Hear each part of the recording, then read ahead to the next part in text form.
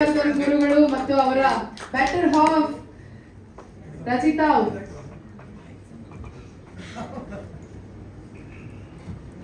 I request Rupesh on stage.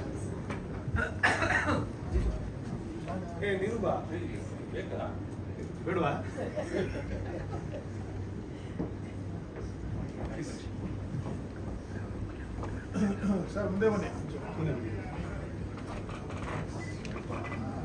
ಸ್ವಲ್ಪ bucket down.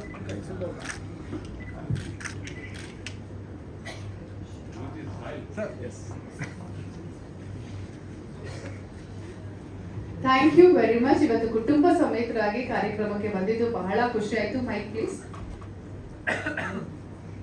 So ಇವಾಗ ನಾನು ಲೇಡೀಸ್ ಫಸ್ಟ್ ಬಾಯ್ಸ್ ಫಸ್ಟ್ ಏನು ಹೇಳಲ್ಲ ಮ್ಯಾಮ್, ನೀವೇ ಡಿಸೈಡ್ ಮಾಡ್ಬಿಡಿ ಯಾರು ಫಸ್ಟ್ ಮಾತಾಡ್ತೀರ. ಯಾವಾಗಲೂ ಸರ್ ಮಾತಾಡಿದ್ದು ನಾವು ಕೇಳಿದಿದೆ ಆಕ್ಚುಲಿ, ಬಟ್ ಇವತ್ತು ಸರ್ ಏನ್ ಮಾಡೋಣ, ಯಾರನ್ನ ಮಾತಾಡ್ಸೋಣ? ಗುರುಜಿ ಸೈಲೆಂಟ್ ಆಗಿ ನಿಂತಿದ್ದಾರೆ, ನಂಗೆ ಶಾಕ್ ಆಗ್ತಾ ಇದೆ. ಗುರುಗಳೇ ಏನೇ ಇವತ್ತು ನೀವು ಸೈಲೆಂಟ್ ಆಗ್ಬಿಟ್ಟು ಮ್ಯಾಮ್ ಮನೇಲಿ ಏನಾದ್ರು ಹೇಳಿದ್ರ ಸೈಲೆಂಟ್ ಆಗಿರ್ಬೇಕಂತ? ಏನು ಹೇಳಿಲ್ಲ ಅಂತ ಸರ್. ಮ್ಯಾಮ್ ಏನು ಹೇಳಲ್ಲ ಸರ್. ಓಕೆ ಗುರುಗಳೇ ಕೊಡಿ. ಗುರುಗಳೇ ಕಾರ್ಯಕ್ರಮಕ್ಕೆ ಸ್ವಾಗತ. ನಿಮಗೆ ಖುಷಿ ಆಗ್ತಾ ಇದೆ. ಸೊ ಸ್ಟ್ರೈಟ್ ಕ್ವಶನ್ಗೆ ಬಂದ್ಬಿಡ್ತೀನಿ. ನಿಮ್ ಲವ್ ಸ್ಟೋರಿ ಬಗ್ಗೆ ನಂಗೆ ಹೇಳಿ, ನಮಗೆ ಎಲ್ಲರಿಗೂ ಹೇಳಿ. ಫಸ್ಟ್ ಇಲ್ಲಿ ಎಲ್ಲ ಬಂದಿರೋರ್ಗು ತುಂಬಾ ಧನ್ಯವಾದಗಳು. ಅದೇ ತರ ರೂಪೇಶ್ ಶೆಟ್ಟಿ ನಾನು ಬಿಗ್ ಬಾಸ್ ಅಲ್ಲಿ ಏನ್ ಮಗನಾಗಿ ನೋಡಿದ್ದೆ, ಈಗಲೂ ಹಾಗೆ ನೋಡ್ತಾ ಇದ್ದೀನಿ. ಈ ಸಿನಿಮಾನ ಎಲ್ಲರೂ ಕೂಡ ಗೆಲ್ಸಿ ನಾನು ತುಂಬಾ ಖುಷಿ ಪಡ್ತೀನಿ. ನನ್ನಷ್ಟು ಖುಷಿ ಪಡೋನು ಯಾರಿಲ್ಲನಪ್ಪ. ಅದೇನೋ ಈಗಲೂ ನಾನು ತುಂಬಾ ಒಂದು ಮಗನಾಗಿ ನೋಡ್ತೀನಿ, ಒಂದು ಲವರ್ ಆಗಿ ನೋಡ್ತೀನಿ. ಅದನ್ನ ಆ ತರ ಎರಡು ಕನೆಕ್ಷನ್ ಕನೆಕ್ಟ್ ಆಗಿತ್ತು ನನಗೆ, ಅದೇನೋ ಗೊತ್ತಿಲ್ಲ. ಎರಡು ಹೃದಯ ಇದೆ ನಮ್ಗೆ. ಅದೇ ತರ ನಮ್ಮ ರೂಪೇಶ್ ರಾಜ ನಮ್ಮ 3 ದಿನ ತುಂಬಾ ಚೆನ್ನಾಗಿತ್ತು. ಆ 3 ದಿನದಿಂದ ಇಲ್ಲಿ ಕರ್ಕೊಂಡ್ಬಂದು ನನ್ನ ಹೆಂಡತಿ ಹತ್ರ ಬಟ್ಟೆ ನಿಲ್ಲಿಸಿದ್ದೆ. ಬಿಗ್ ಬಾಸ್ ತುಂಬಾ ಥ್ಯಾಂಕ್ಸ್ ಹೇಳ್ತೀನಿ. ನಮ್ಮ 3 ಜನ ಬಿಗ್ ಬಾಸ್ ಅಲ್ಲಿ ನಮಗೆ ಪರಿಚಯ ಮಾಡಿಸ್ಕೊಟ್ಟಿದ್ದೆ. ನಾನು ಒಳ್ಳೆ 3 ಜನ ಒಳ್ಳೆ ಫ್ರೆಂಡ್ ಆಗಿದ್ದೀನಿ, ಮಗನಾಗಿದ್ದೀನಿ, ಫ್ರೆಂಡ್ ಆಗಿದ್ದೀನಿ. ನಮ್ಮ ಮಿಸ್ಸಸ್ ಚೆನ್ನಾಗಿ ಮಾತಾಡ್ತಾರೆ ನನಗಿಂತ. ಹೌದಾ? ಆಯ್ತು ಮೇಡಮ್ ಹೇಳಿ, ಯಾವಾಗ ಲವ್ ಆಯ್ತು, ಯಾವಾಗ ಶುರು ಆಯ್ತು? ಮದ್ವೆ ಆದ್ಮೇಲೆ ಲವ್ ಆಯ್ತಾ, ಮದ್ವೆ ಮುಂಚೆ ಲವ್ ಆಯ್ತಾ, ಹೆಂಗೆ? ಸರ್ ಏನ್ ಹೇಳಿ ಕೊಡ್ತಾ ಇದ್ರ? ನಾನೇ ಹೇಳ್ತೀನಿ, ಅದೇನಾದ್ರು ಹೇಳಿ. ನಾನು ಇರೋ ಸತ್ಯ ಹೇಳ್ತೀನಿ, ಯಾರು ತಪ್ಪು ತಿಳ್ಕೊಬೇಡಿ. ಹಾಗಾಗಿ ಒಳ್ಳೇದಾಯ್ತು, ಯಾರೊಬ್ರು ಇರ್ಬೇಕು ವಿರೋಧ ಪಕ್ಷದವರು. ನಾನು ನನ್ನ ಹೆಂಡತಿನ ತುಂಬಾ ಇಷ್ಟಪಡ್ತೀನಿ. ಅಂದ್ರೆ ಸರಸ್ವತಿಯಾಗಿ ನೋಡ್ತೀನಿ, ಲಕ್ಷ್ಮಿಯಾಗಿ ನೋಡ್ತೀನಿ, ದುರ್ಗಿಯಾಗಿ ನೋಡ್ತೀನಿ.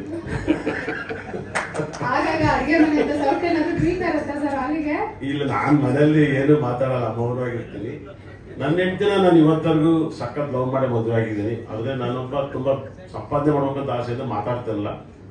ಈ ವೇದಿಕೆ ಮೇಲೆ ಪ್ರಾಮಿಸ್ ಮಾಡ್ತೀನಿ, ಈ ಪ್ರಪಂಚದಲ್ಲಿ ಯಾರು ಲವ್ ಮಾಡ್ಬೋದು ಅಷ್ಟು ಲವ್ ಮಾಡ್ತೀನಿ. ನಿಜವಾಗ್ಲೂ ಬೇಕಾದ್ರೆ ನಮಸ್ಕಾರ ಮಾಡಿ ಹೇಳ್ತೀನಿ, ನಾನು ಅಷ್ಟು ಲವ್ ಮಾಡ್ಬೇಕಂತ ನನ್ನ ಮನಸ್ಸು ಹೇಳ್ತಾ ಇದ್ದೆ.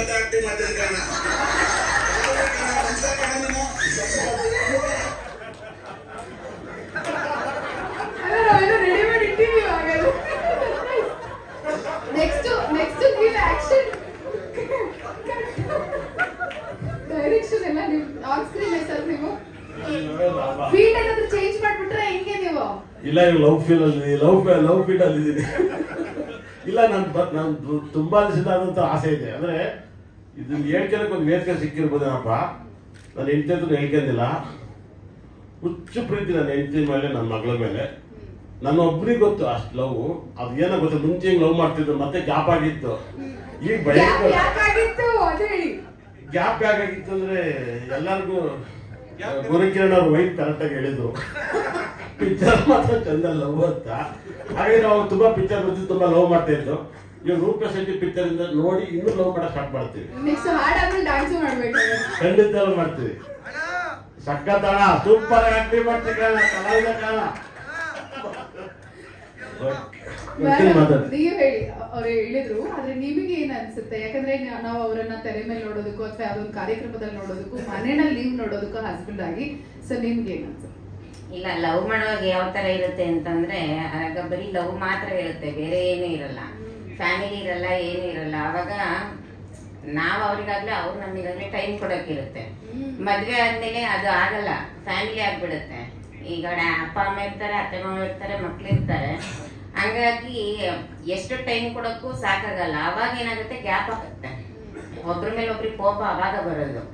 ಅದನ್ನ ಅರ್ಥ ಮಾಡ್ಕೊಂಡವ್ರಿಗೆ ಮನೇಲಿ ಏನು ಪ್ರಾಬ್ಲಮ್ ಇರಲ್ಲ. ಇವರು ಕಷ್ಟಪಡ್ತಾರೆ, ಮನೆ ಸಾಗಿಸ್ತಾರೆ, ನಾವು ಅವ್ರಿಂದ ಹೋಗ್ಬೇಕಷ್ಟೇ. ಅದ್ ಬಿಟ್ರೆ ಬೇರೆ ಏನು ಆಪ್ಷನ್ಸೇ ಇರಲ್ಲ. ಪ್ರೀತಿ ಮಾಡಲ್ಲ ಅನ್ನೋದಕ್ಕೆ, ಪ್ರೀತಿ ತೋರ್ಸೋದಕ್ಕೆ ಅವ್ರ ಕೆಲಸ ಮಾಡೋಕ್ಕೂ ಟೈಮ್ ಇರಲ್ಲ, ಪ್ರೀತಿ ತೋರ್ಸಕ್ಕೆ ಎಲ್ಲಿಂದ ಟೈಮ್ ಇರುತ್ತೆ? ದುಡ್ಡು ಎಲ್ಲರನ್ನೂ ಸಾಕ್ಬೇಕಲ್ವ ಅವರು. ಹಂಗೆ ನಾವು ಮದ್ವೆ ಆಗುವಾಗ ಒಂದೇ ಮತ್ತೆ ಹೇಳ್ಕೊಂಡಿದ್ದು, ನಾನು ನರ್ಸಾಗಿ ಕೆಲಸ ಮಾಡ್ತಿದ್ದೆ, ನಾನು ಹೆಮ್ಮೆಯಿಂದ ಹೇಳ್ಕೊತಿದ್ದೀನಿ ನಾನು ನರ್ಸ್ ಅಂತ ಅಂದ್ಬಿಟ್ಟು.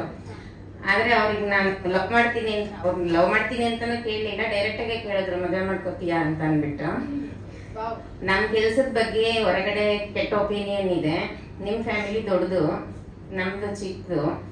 ಆವಾಗ ಏನಾಗುತ್ತೆ ಅಂತಂದ್ರೆ, ಕೆಟ್ಟದ್ದು ಅಂತ ಅಂದಾಗ ಅಲ್ಲಿ ಕೆಟ್ಟದೇ ಬರುತ್ತೆ, ಒಳ್ಳೇದು ಯಾವಾಗ್ಲೂ ಬರಲ್ಲ. ಒಳ್ಳೇದಕ್ಕೆ ಯಾವತ್ತು ಒಳ್ಳೆತನ ಅನ್ನೋದಿರಲ್ಲ, ಕೆಟ್ಟದಕ್ಕೆ ಜಾಸ್ತಿ ಪ್ರಮೋಷನ್ ಇರುತ್ತೆ. ಹಂಗಾಗಿ ನಾನು ಅವ್ರಿಗೆ ಹೇಳ್ದೆ, ನನ್ನ ಪ್ರೊಫೆಷನ್ ಬಗ್ಗೆ, ನನ್ನ ಬಗ್ಗೆ ಗೌರವ ತೋರ್ಸಂಗಿದ್ರೆ ಮಾತ್ರ ನಾನು ಒಪ್ಕೊಳ್ಳೋದು, ಇಲ್ಲ ಅಂದ್ರೆ ಇಲ್ಲ ಅಂತ. ಆದ್ರೆ ಅವತ್ತು ಹೇಳಿದ್ರು, ನಾನು ಯಾವತ್ತು ನಿನ್ ಕೆಲ್ಸದ ಬಗ್ಗೆ ಆಗ್ಲಿ ನಿನ್ ಬಗ್ಗೆ ಆಗ್ಲಿ ತಪ್ಪಾಗಿ ಅರ್ಥ ಮಾಡ್ಕೊಳಲ್ಲ ಅಂತ. ಅವತ್ತಿಂದ ಇವತ್ತಿನ ತನಕ ಆಗೇ ಇದ್ದಾರೆ ಅವರು. ಹಂಗಾಗಿ ನಾನು ಯಾವತ್ತೂ ಅವ್ರ ಬಗ್ಗೆ ತಪ್ಪಾಗಿ ಹೇಳೋದೇ ಇಲ್ಲ. ಹೇಳಿ ರೀಟೇಕ್ ಬೇಕಾ? ಪಾಪ. ಆದ್ರೆ ಬನ್ನಿ ಮುಂದೆ ಬನ್ನಿ. ಸೊ ಫೈನಲಿ ಇವಾಗ ಹೇಗೆ ಅನಿಸ್ತಾ ಇದೆ after so many years of marriage? ಇಲ್ಲ, ಚೆನ್ನಾಗಿದೆ. ಮಗು ಆಗೋ ತನಕ ಒಂದ್ ಪ್ರೀತಿ ಇರುತ್ತೆ, ಮಗು ಆದ್ಮೇಲೆ ಇನ್ನೊಂದ್ ಪ್ರೀತಿ ಇರುತ್ತೆ. ಅದು ಎಲ್ಲರಿಗೂ ಹಂಚ್ಬೇಕಾದಾಗ ನಾವು ಅರ್ಥ ಮಾಡ್ಕೊಂಡು ಹಂಚ್ಬೇಕಾಗತ್ತೆ. ಈಗ ಅವ್ರು ತಪ್ಪು ಮಾಡಿದ್ರು ಅಂತ ಅಂದ್ಬಿಟ್ಟು ನಾವು ಅವ್ರನ್ನ ಬೈಯೋದಾಗ್ಲಿ, ಅವ್ರು ತಪ್ಪು ಮಾಡಿದ್ರು ಅಂತ ನಾವು ಬೈಯೋದಕ್ಕಿಂತ ಯಾಕೆ ತಪ್ಪು ಮಾಡಿದ್ರು ಅಂತ ಅರ್ಥ ಮಾಡ್ಕೊಂಡು ಬದುಕೋದ್ರಲ್ಲೂ ಒಂದು ಅರ್ಥ ಇರುತ್ತೆ ಅಷ್ಟೇ. ನಾನು ಎಲ್ಲರಿಗೂ ಹೇಳೋದು. ನಂಗೆ ಗೊತ್ತು ಮ್ಯಾಮ್ ನಿಮ್ಗೆ ಹೆಂಗ್ ಇಷ್ಟು ಸಹನೆ ಇದೆ ಜೀವನದಲ್ಲಿ ಅಂತ.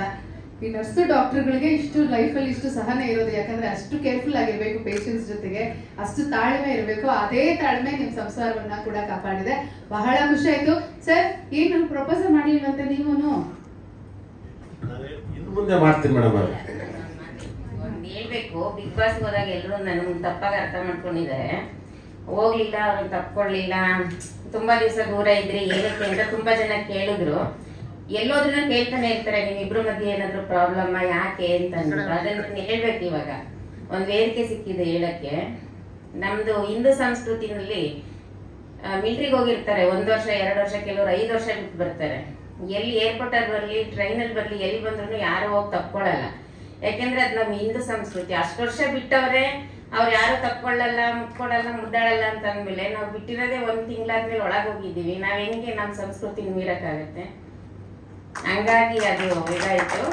ಯಾರು ತಪ್ಪಾಗಿ ಅರ್ಥ ಮಾಡ್ಕೋಬೇಡಿ. ನಮ್ಮಿಬ್ರ ಮಧ್ಯೆ ಯಾವ್ದು ಮಿಸ್ಅಂಡರ್ಸ್ಟ್ಯಾಂಡಿಂಗ್ ಇಲ್ಲ. ಅವ್ರು ಯಾವತ್ತೇ ತಪ್ಪು ಮಾಡ್ಲಿ, ನಾನು ಯಾವತ್ತೂ ಅವ್ರನ್ನ ಮಿಸ್ಅಂಡರ್ಸ್ಟ್ಯಾಂಡಿಂಗ್ ಮಾಡ್ಕೊಳ್ಳಲ್ಲ. ಅವ್ರು ತಪ್ಪು ಮಾಡಿದ್ರು ನಾನು ಮಾಡ್ಕೊಳ್ಳಲ್ಲ. ಯಾಕಂದ್ರೆ ನಾವು ಪ್ರೀತಿಸಿ ಮದುವೆ ಆಗಿರೋದ್ರಿಂದ ಆ ಪ್ರೀತಿನ ನಾವು ಕೊನೆ ತನಕ ಕಾಪಾಡ್ಬೇಕಾಗತ್ತೆ. ನಮ್ಗೆ ಮಗು ಇರುತ್ತೆ, ಮಗು ಮುಂದೆ ನಾವು ಅವ್ರನ್ನ ದ್ವೇಷ ಮಾಡಕ್ಕಾಗಲ್ಲ, ಮಾತಾಡಕ್ಕಾಗಲ್ಲ. ಮಗು ಆದ್ಮೇಲೆ ನಾವ್ ಯಾವತ್ತೂ ಬೇರೆ ಆಗಕ್ಕೂ ಆಗಲ್ಲ. ಯಾಕೆಂದ್ರೆ ಮಕ್ಳಿಗೋಸ್ಕರನೇ ನಾವು ಬದುಕ್ಬೇಕು ಮಗು ಆದ್ಮೇಲೆ. ಅದನ್ನ ನಾನು ಹೇಳಕ್ ಇಷ್ಟಪಡ್ತೀನಿ ಅಷ್ಟೇ. Oh, thank you, madam. Thank you very much.